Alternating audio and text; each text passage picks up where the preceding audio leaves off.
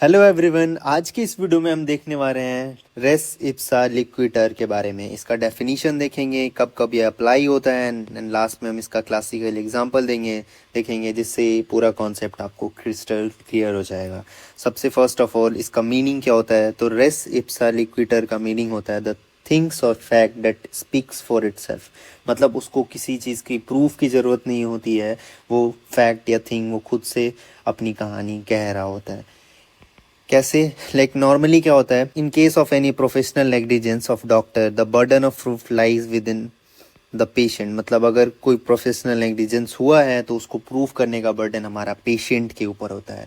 लेकिन रेस इप्सा लिक्विटर तब अप्लाई होता है जब जो हमारा नेग्लिजेंस है वो काफ़ी ग्रॉस है और ऑब्वियस है कि पेशेंट को कुछ भी प्रूफ करने की ज़रूरत नहीं होती है। मतलब वहाँ पे हमारा जो थिंग या फैक्ट जो हुआ है, जो नेग्लिजेंस हुआ है, वो खुद ही बता रहा होता है कि ये काफ़ी ग्रॉस है एंड ऑब्वियस है, जो कि हमारा डॉक्टर की तरफ से या फिर हेल्थ केयर सिस्टम की तरफ से नेग्लिजेंस की वजह से हुआ है।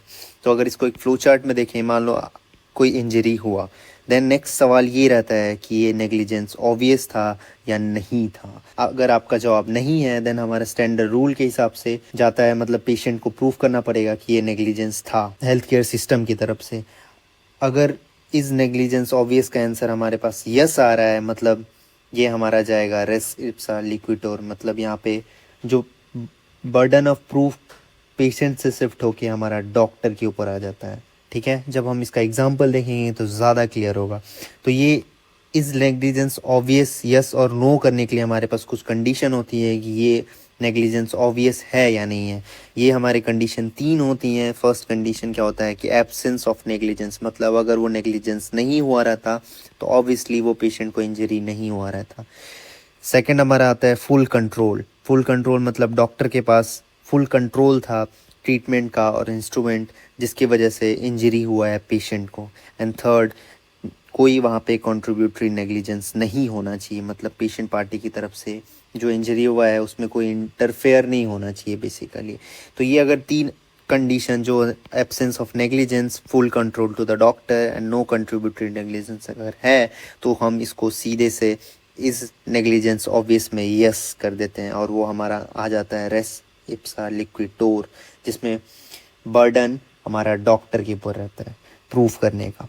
ओके, अगर नेक्स्ट हम देखते हैं इसका एक क्लासिकल एग्जांपल, जिससे पूरा कॉन्सेप्ट आपको क्रिस्टल क्लियर हो जाएगा। बेसिकली फर्स्ट एग्जांपल हमारे पास है कि मान लो कि कोई ऑपरेशन हमारा रॉन्ग पेशेंट पे हो गया या रॉन्ग बॉडी पार्ट पे हो गया। लाइक अगर राइट लेग पे करना था वो हमारा लेफ्ट लेग पे हो गया, लेफ्ट लेग पे करना था तो हमारा राइट लेग पे हो गया। तो वो हमारा रेस रिप्सा इक्विटोर के ऊपर आ जाता, अंदर आ जाता है बेसिकली, क्योंकि ये देखने से ही लग रहा है कि राइट लेग पे ऑपरेशन करना था, लेकिन गलती से लेफ्ट लेग पे, डेट इज़ नेग्लिजेंस की वजह से लेफ्ट लेग पे वो ऑपरेशन हो गया है। नेक्स्ट एग्जांपल हमारे पास है कि कोई सर्जिकल इंस्ट्रूमेंट अगर एब्डोमेन के अंदर छूट गया है ड्यूरिंग सर्जरी, तो ये भी हमारा इसके अंदर ही आता है। या थर्ड एग्जांपल, अगर ब्लड ट्रांसफ्यूजन आपने गलत कर दिया, लाइक बी पॉजिटिव के या बी निगेटिव के अंदर आपने ए पॉजिटिव या फिर कोई सा भी दूसरा ब्लड चढ़ा दिया, देन वो भी हमारा रेस लिप्स लिक्विटोर के अंदर आ जाता है। आई होप आपको ये कॉन्सेप्ट समझ आया होगा। Then see you guys in next video with a new topic.